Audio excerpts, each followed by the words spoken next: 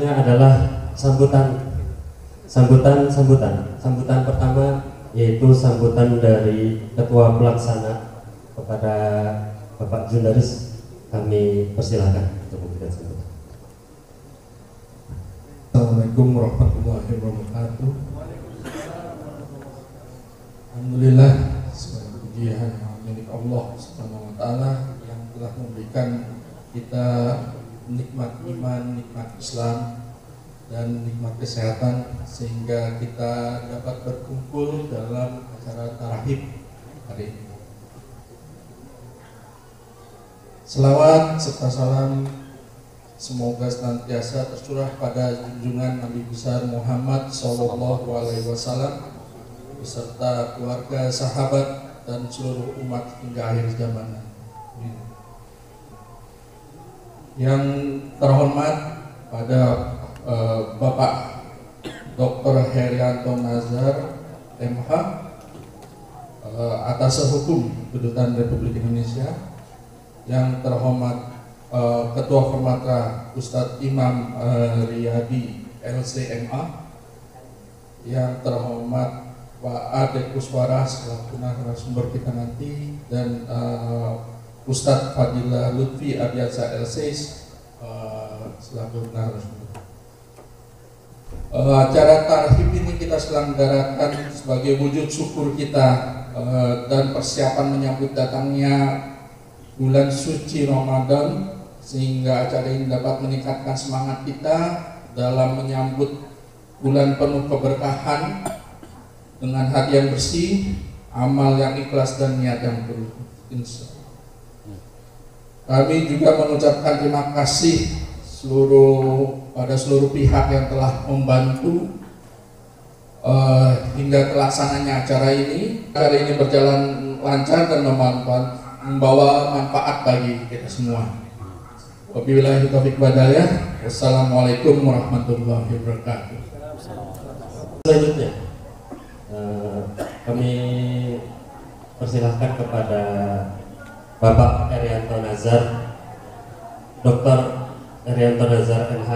Kepada beliau kami persilahkan selaku perwakilan dari Kedutaan Besar Republik Indonesia di Arab Saudi.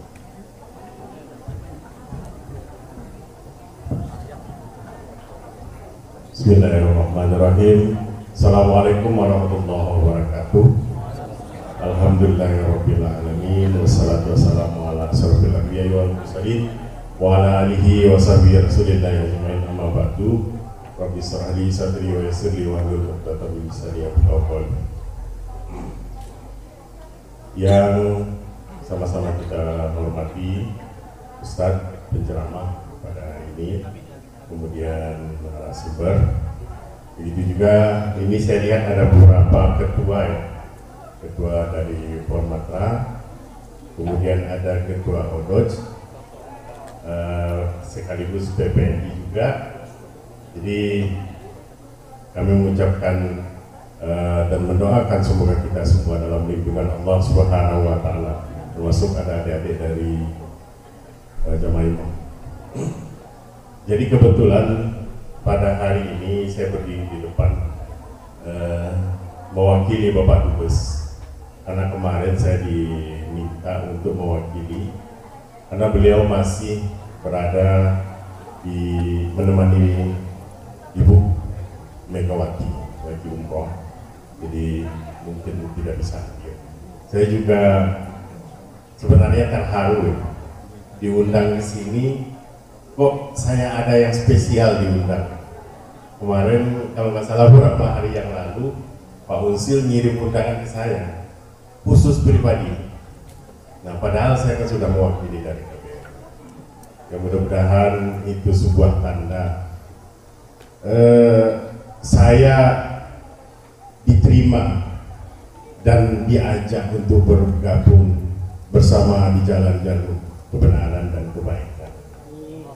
Dan saya berharap bahwa keberadaan Formatra dan organisasi-organisasi lainnya itu adalah dalam rangka amar ma'ruf nahi munkar.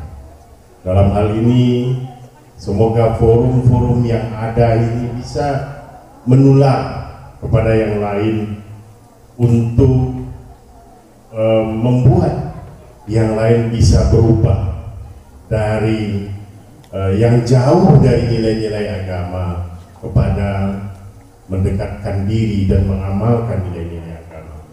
Karena kalau dalam Al-Quran itu, saya lupa apa Al-Quran apa hadis, bahwa khairun nas anfa'uhum linnas. Itu intinya kalau nggak salah substansinya ya. Hadis ya, kalau kata Pak Usil, makasih.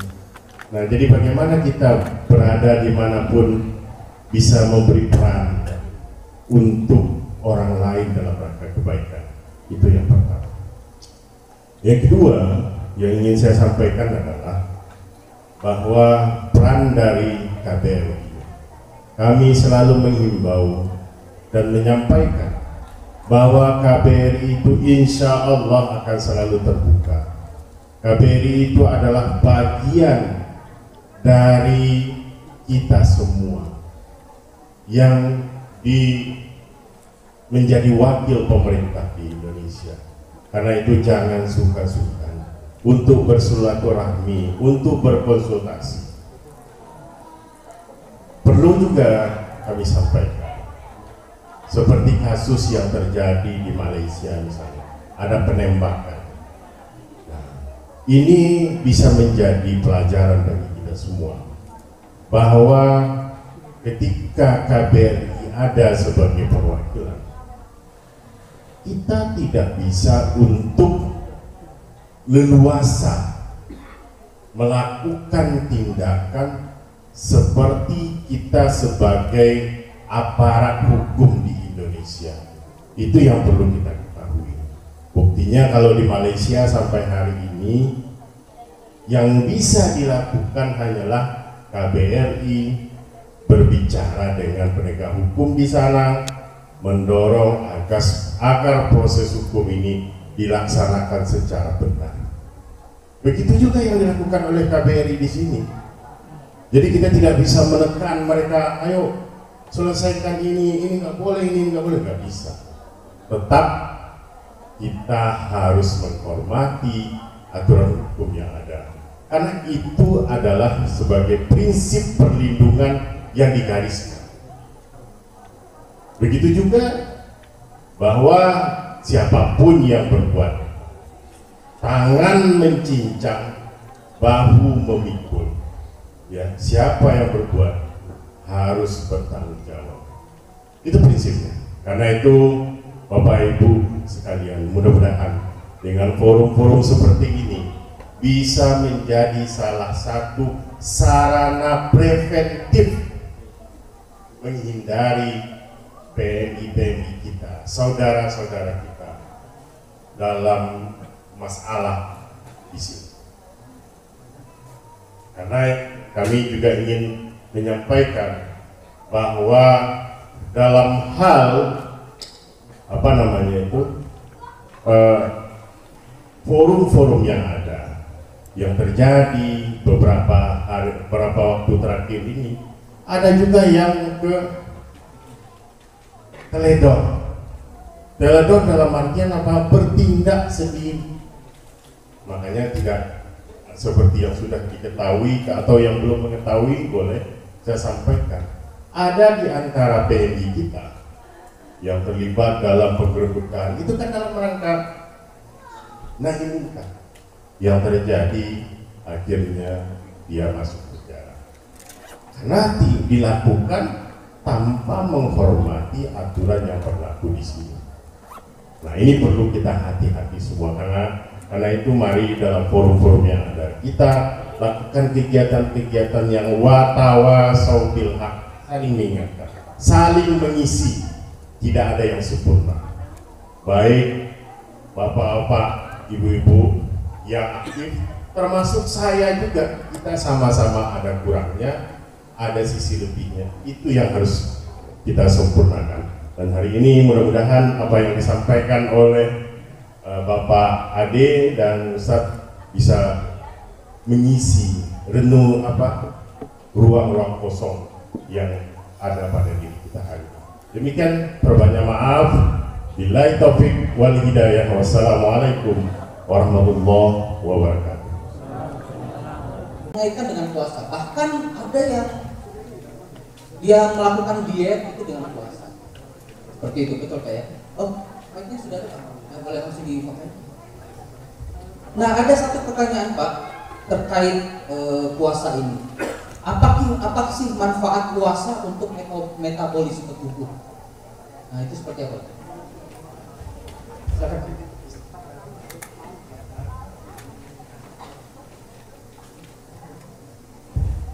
Warahmatullahi wabarakatuh. Yang kami hormati, bahwa ajaran Islam itu jauh lebih dulu mengajarkan kita hal-hal yang berhubungan dengan kesehatan, bahkan sebelum dunia medis itu berkembang sampai saat ini. Salah satu contohnya tadi adalah berpuasa. Selama 14 abad yang lalu kita telah diajarkan untuk berpuasa, bahkan ajaran-ajaran sebelumnya seperti puasa Nabi Daud.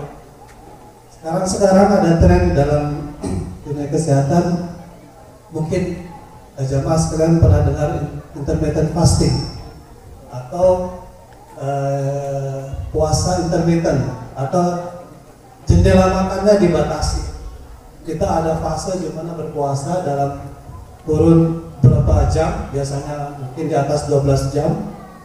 Itu karena salah satunya sebagai referensinya adalah saya yakin dalam Islam kita telah mempraktekannya jauh sebelum itu.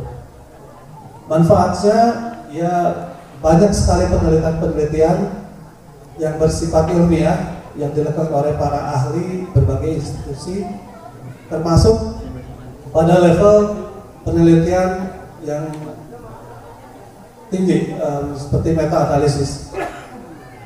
Mereka menemukan bahwa terjadi perubahan metabolisme selama kita berpuasa. Nah, perubahan metabolisme seperti apa? Dalam keadaan normal, kita tahu bahwa energi kita, sumber energi kita itu adalah glukosa yang kita dapat dari makanan yang kita makan sehari-hari, ya.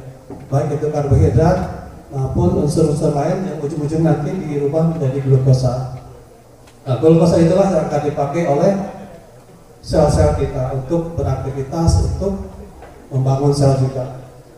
Nah, dalam keadaan normal ketika tidak berpuasa, glukosa ini dipertahankan dalam level yang normal oleh satu hormon yang namanya insulin.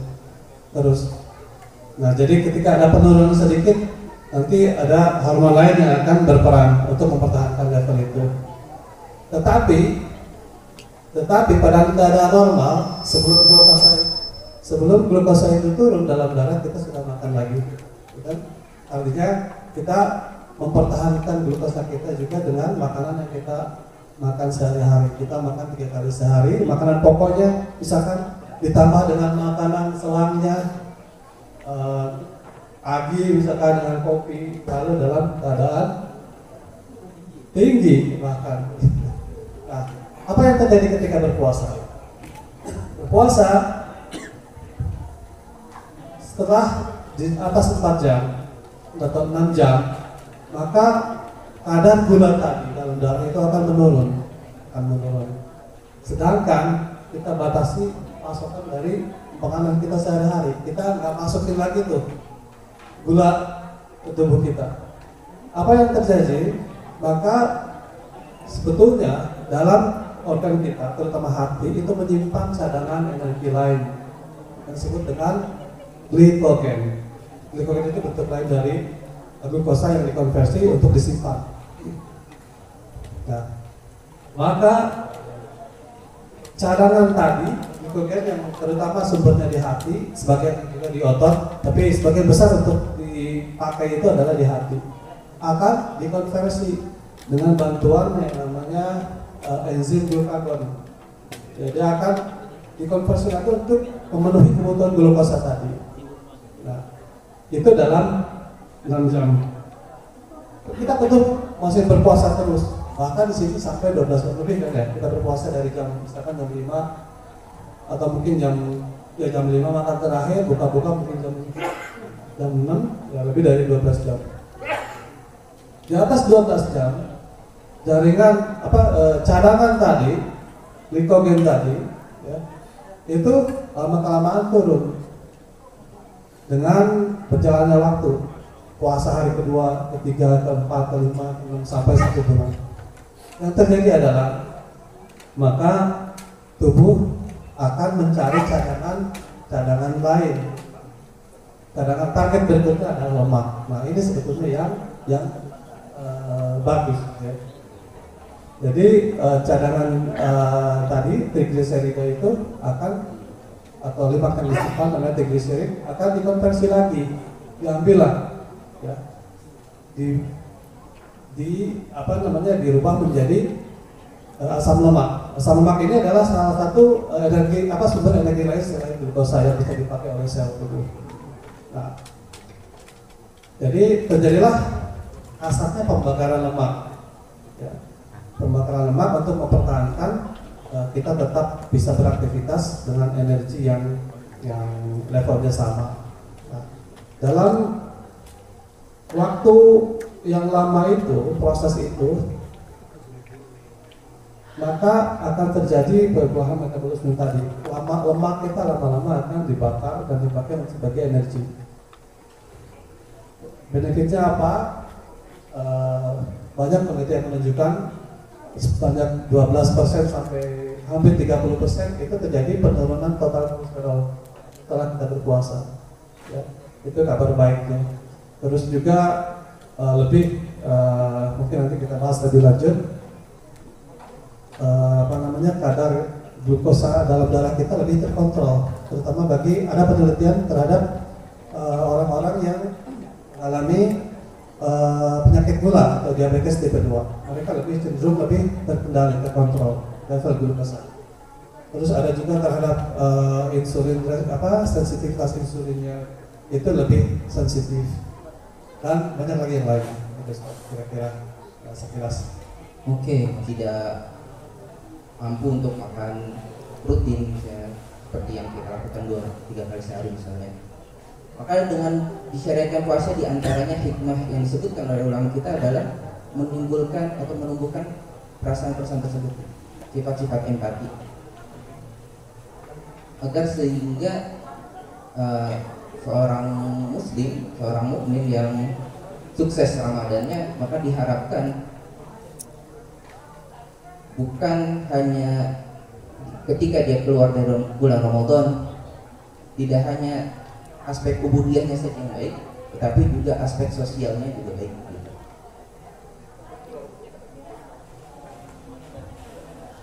Di sini puasa ada hal kenapa puasa itu disyariatkan. Ternyata puasa itu tidak hanya memberikan kesehatan sisi fisik saja, tapi juga secara spiritual, secara sosial itu ada hikmah yang memberikan efek.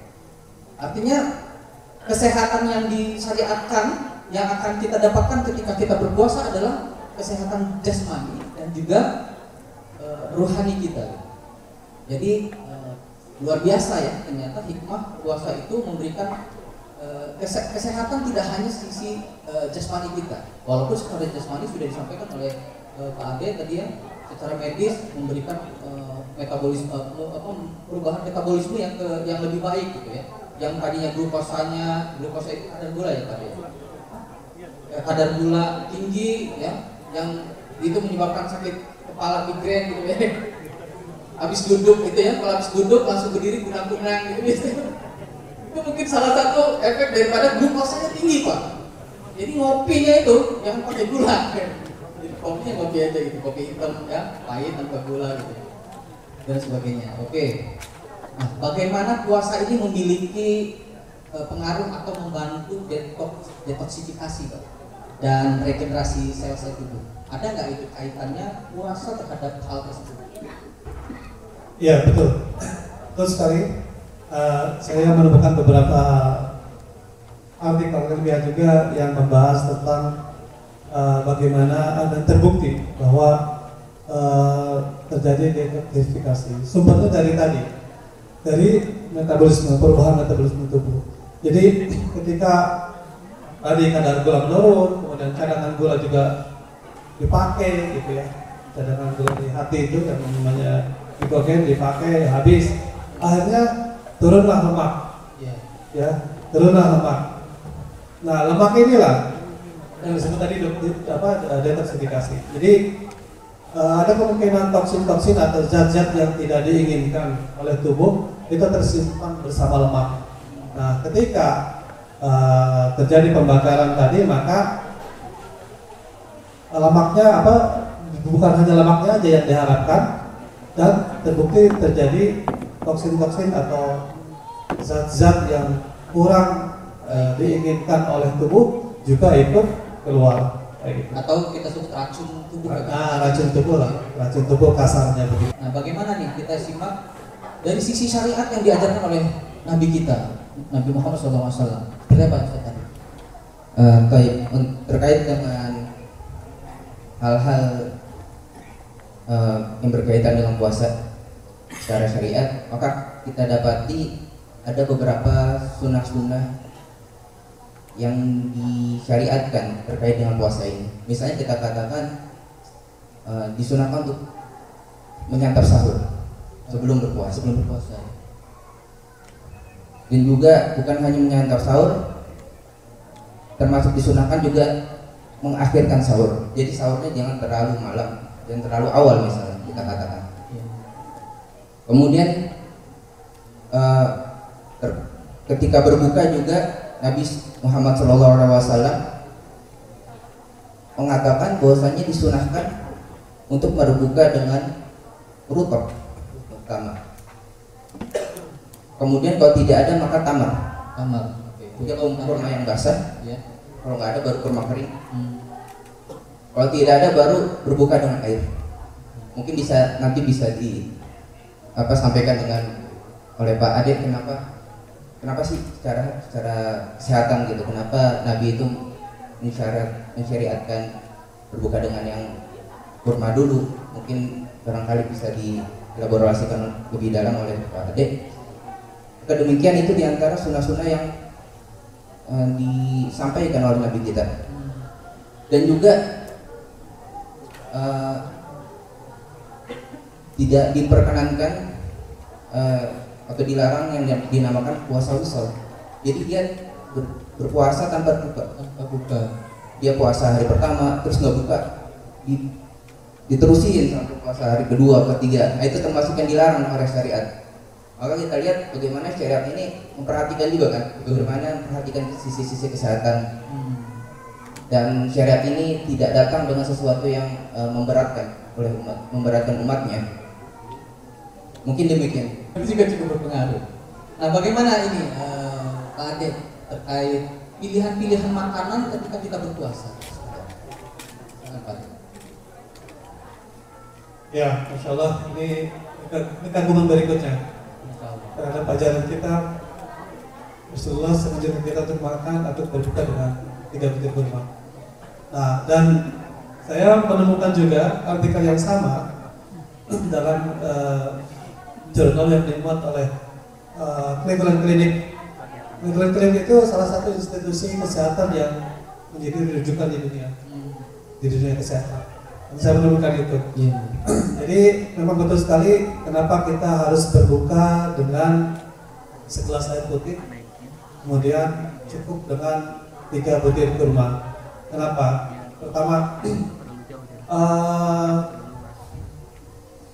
kita dalam kondisi yang sangat lapar, tentunya sangat lapar, dan dengan sangat bisa dipastikan ketika kita langsung makan makanan utama, meal kita yang utama, nasi dan kawan-kawannya, maka rasa lapar tadi akan membuat kita makan lebih rakus dari biasanya, ya, sebagai timbal balik setelah kita menahan lapar begitu lama. Efeknya apa tadi? Pertama, akan lambung kita akan kaget, ya, akan kaget. Itu efek yang sebetulnya nggak terlalu berbahaya banget, ada lagi yang berbahaya. Kita akan mengalami fluktuasi gula yang tiba-tiba, dan itu sangat berbahaya bagi orang-orang yang mengidap penyakit gula. Fluktuasi seperti hiperglikemik yang benar-benar tinggi secara tiba-tiba, kadang-kadang mungkin saya di rumah sakit menemukan pasien tiba-tiba pingsan. Itu kenapa kita mulai dengan yang kecil. Sekarang kenapa pilihannya kurma? Ternyata dalam kurma itu, masya Allah, itu termasuk buah yang memiliki nutrisi yang cukup lengkap. Ya, ada glukosanya atau ada kadar karbohidratnya yang cukup tinggi, dan seratnya juga tinggi, elektrolit esensial yang diperlukan oleh tubuh seperti kalsium, magnesium, kalium, dan lain sebagainya, itu lengkap. Dan itu cukup untuk menyegarkan kita ketika kita dalam kondisi yang sangat lapar, tetapi kita bisa menahan gitu dengan makan itu. Maka setelah makan kan kita akan sholat maghrib, mungkin kita jeda 15 sampai 20 menit. Itu adalah waktu yang diperlukan untuk tubuh untuk beradaptasi terhadap makanan, termasuk sensor di otak kita. Ketika kita habis sholat maghrib dan menghadapi menu makanan utama, maka kita nggak seolah-olah nggak makan beberapa hari, gitu ya. Jadi bisa dikontrol nafsu makannya. Akhirnya jumlah makannya normal, seperti halnya kita makan sehari-hari, gitu ya, tanpa keadaan puasa. Dan itu yang diharapkan. Jadi itu alasannya. Yang berikutnya ya salah satunya hindari minuman-minuman yang bergula, kemudian hindari kafein, kemudian makan makanan yang tinggi protein, terus buah-buahan, sayur-sayuran. Itu sangat-sangat dianjurkan, ya. Dan tentunya kita harus minum air putih dengan jumlah yang sama ketika kita saat tidak berpuasa. Kita harus berhitung berapa biasanya kita minum nih, berapa gelas, misalkan 2 liter rata-rata, ya usahakan kita minum dengan jumlah yang sama karena aktivitas kita juga sama, gitu kan. Nah, kemudian tadi jangan melewatkan sahur, betul sekali. Usahakan sahur dengan minum yang cukup, dengan kandungan protein yang cukup, buah-buahan yang cukup. Hindari kayak tadi kopi. Ya, kopi kadang-kadang sama teh itu enak banget sebetulnya sih habis sahur atau sebelum sahur. Tapi itu ada efek sampingnya. Karena kenapa? Itu mempunyai efek diuresis. Akan kita kan coba nih nggak minum kan. Dalam kata lain itu dry fasting. Jadi ada kalau intermittent fasting itu mereka minum kan, cuma nggak makan aja. Ini kita lebih berat lagi, dry fasting, nggak minum sama sekali. Kita harus menjaga tubuh kita bagaimana supaya tidak terjadi dehidrasi. Yaitu pertama minum yang cukup, yang kedua menghindari minuman-minuman yang menimbulkan kita pipis terus, gitu ya, kayak contohnya kafein, ya, dalam kopi atau teh atau minuman energy drink juga. Karena kalau kita minum banyak terus kita keluarkan banyak juga, ujung-ujungnya kita akan dehidrasi. Ya. Dan kenapa kita harus sahur? Karena kita memang tidak berharap bahwa kita akan membakar protein kita di dalam tubuh. Kita hanya berharap bahwa yang dibongkar itu ya cukup lemak aja, sehingga masa-masa obat kita tetap sama, gitu ya. Artinya apa? Kita akan tetap segar selama 2 bulan Ramadan. Kita mungkin dapat penurunan berat badan, tetapi masa-masa obat kita tetap sama. Terima kasih Pak Moderator. Ini karena pertanyaannya terkait dengan masalah sahur tadi dan kurma. Ini materinya bagus sekali, kalau terutama bagi saya yang gemuk kepingin kurus. Jadi gini Pak, pertama itu terkait dengan bersukai. Tadi ada urutannya kurma top, kurma kering, ban air. Saya ada buka-buka. ada hasil penelitian itu malah di sini yang disebut kurma makan. Nah, mungkin dijelaskan nanti yang sebenarnya yang hasil penelitian itu kurma lutok atau kurma. Kemudian yang kedua itu apa memang langsung kurma atau air dulu? Karena logika kalau kita selama ini adalah pemahaman minum air dulu. Itu terkait berbuka. Kemudian terkait dengan sahur nih yang terakhir. Apakah ada karena kalau kita sahur itu di terakhir pikiran kita itu kan makan banyak, sehingga dengan makan banyak itu persiapan lagi seharian kita kuat. Tapi yang terjadi makan banyak, habis pergi salat subuh, selesai itu ngantuk banget, tidur, kan gemuk juga jadinya. Karena rentang waktu pergi sholat taruhlah setengah jam lah ya, maksimal. Atau kadang-kadang udahlah salat subuh di rumah aja, capek. Orang azan langsung sholat, langsung tidur. Nah, triknya kalau untuk sahur itu makanannya gimana? Apakah memang harus makan banyak itu atau ada kayak kurma aja lah kita makan karena gizinya banyak? Mungkin itu Pak Ade. Terima kasih Pak. Terkait dengan respon ngantuk setelah kita berbuka ataupun sahur, nah itu sebetulnya ngantuk itu sebagai tanda yang kurang baik, ya. Kecuali kalau kita tidurnya nggak cukup, ngantuk, ya itu normal ya. Baik setelah makan maupun sebelum makan ya ngantuk itu normal. Nah, yang jadi pertanyaan adalah ketika kita makan, maka setelah makan ngantuk, ada sesuatu yang terjadi. Itu sudah bisa dipastikan bahwa terjadi fluktuasi gula dalam darah kita. Terutama kita harus lebih berhati-hati bagi kita yang memang usianya sudah kepala 4 seperti saya. Jadi ada kecenderungan tubuh kita itu kurang toleransi terhadap fluktuasi yang sangat cepat dan tinggi. Kita disebabkan oleh apa? Karena jenis makanan yang kita makan.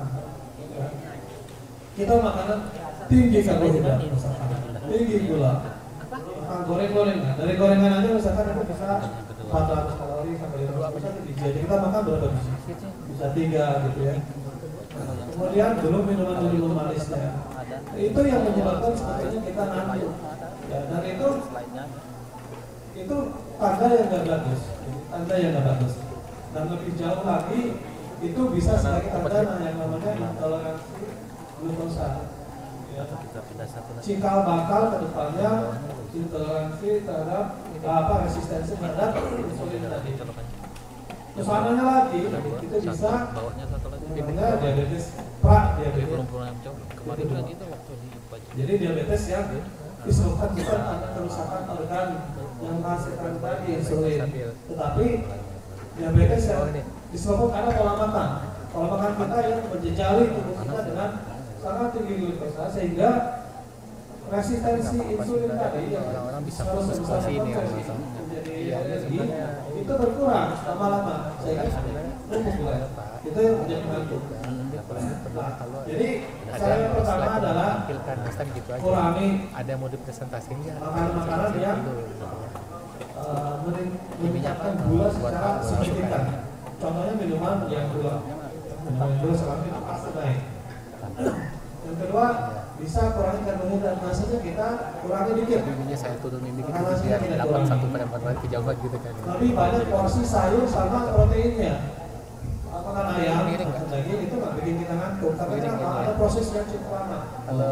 Dari protein menjadi glukosa, nggak langsung. Seperti karbohidrat langsung naik gulanya. Kita harus makan nasi atau habis minum gula itu langsung naik. Kalau protein ada prosesnya, jadi langsung spike-nya langsung. Nah itu juga yang dianjurkan kita sahur. Bukan jumlahnya, tapi kualitas sahurnya. Kita utamakan tinggi protein dan tinggi serat, sayuran dan buah-buahan. Kenapa? Supaya level energi kita tetap bertahan. Enggak langsung tiba-tiba melonjak pagi sahur, tidak perlu porsi yang sangat besar, tapi pastikan kita cukup dengan hidrasi yang cukup, minum yang cukup, kemudian protein yang cukup, misalkan dengan minum gelas air susu atau yogurt atau lapan, kan itu harus sekali buah-buahan. Kalau mau makan misalkan boleh makan ikan dengan nasi yang nggak perlu banyak dan nggak perlu terlalu kenyang. Justru dengan kenyang sangat dengan nasi itu bikin kita lapar dan lemes seharian. Buat yang kurma itu ya, kalau kita lihat dari nas hadisnya, bahwasanya salah satunya ada hadis yang diriwayatkan oleh Imam Tirmidzi dan juga Abu Daud, bahwasanya Nabi SAW kana yuftiru qabla an yusalli ala rukbat. Fa'illam yakun fa'ala tamarat, fa'illam yakun hasahasawatin min ma'. Jadi dulu itu Nabi, jadi tata cara berpuasa atau berbukanya Nabi kita Shallallahu Alaihi Wasallam itu sebelum beliau ini menunaikan sholat maghrib, jadi beliau berbuka dulu dengan kotor, kalau tidak ada dengan tamar, kalau tidak ada baru dengan air. Ini kalau dari nas hadisnya seperti itu. Dan mungkin ini juga sekaligus meluruskan, kan banyak kalau di Indonesia itu berbukalah dengan yang manis. Ya, berbukalah dengan yang manis ya. Nah itu mungkin bisa kita katakan kalau merujuk ke hadis kurang begitu tepat gitu. Karena kalau ada kurma maka didahulukan dulu dengan kurma, baru dengan air. Kalau tidak ada baru ulama kita mengatakan baru dengan sesuatu yang manis. Itu dikiaskan dengan kurma. Seperti itu. Kemudian mungkin untuk yang tadi kayak berpuasa buat yang di negara-negara yang panjang waktunya, maka ya di syariat kita berpuasa itu dikaitkan dengan terbitnya fajar dan terbenamnya matahari gitu, sepanjang apapun waktunya. Jadi bukan durasinya ya, tapi tadi ya tadi. Makanya pernah saya waktu itu dapat video orang yang berpuasa mungkin cuma 3 jam, 4 jam karena siang harinya cuma segitu. Berarti udah puasanya segitu. Maka buat orang yang tinggal di negara yang siangnya panjang gitu, misalnya sampai 15 jam, 16 jam, kalau kita lihat kalau misalnya dia memang tidak mampu berpuasa pada dengan durasi seperti itu, maka bisa dikontrol nanti ketika di waktu yang lain gitu. Di waktu yang lain yang siangnya mungkin lebih pendek. Ya, jadi kalau dari sisi secara kemampuan tidak mampu ya. Nah, secara kemampuan tidak mampu maka seperti itu. Ya, alhamdulillah diskusi kita pada hari ini tentang puasa dan kesehatan cukup menarik ya, dan cukup membuat kita merasa kagum dengan ajaran baginda kita Nabi Muhammad SAW. Bahwasanya memang syariat Islam ini luar biasa, memiliki efek yang sangat baik dan sangat positif di segala bidang, baik itu dalam kehidupan kita sehari-hari di dunia dan pastinya dengan kehidupan kita yang lebih abadi, yaitu di akhirat. Sedikit sebelum kita tutup, saya ingin kita mengucapkan bersama-sama ya tema kita, anggap aja ini sebagai afirmasi ya, sebelum kita menghadapi bulan suci Ramadan, supaya puasa kita semangat. Jadi kalau saya sebutkan puasa dan kesehatan, Bapak Ibu sebutkan dengan semangat sesuai syariat, puasa semangat, tubuh sehat. Bisa? Bisa ya? Nih, udah ada ya. Puasa dan kesehatan, jadi saya menyebutnya puasa dan kesehatan, Bapak Ibu menyebutnya sesuai syariat, puasa semangat, tubuh sehat. Mau coba dulu atau mau langsung? Dan kesehatan Sesuai syariat, puasa semangat, tubuh sehat. Allahu Akbar.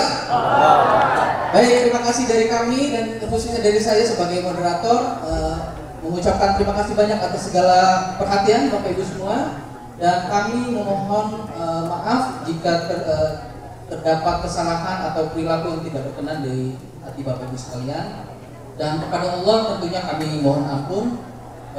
Sekali lagi terima kasih banyak. Jangan lupa untuk hadir dalam kegiatan-kegiatan formal berikutnya. Insya Allah kita akan lebih memberikan warna-warna baru terhadap kegiatan-kegiatan kita di formal. Terima kasih banyak. Jazakumullah khairan. Assalamualaikum warahmatullahi wabarakatuh.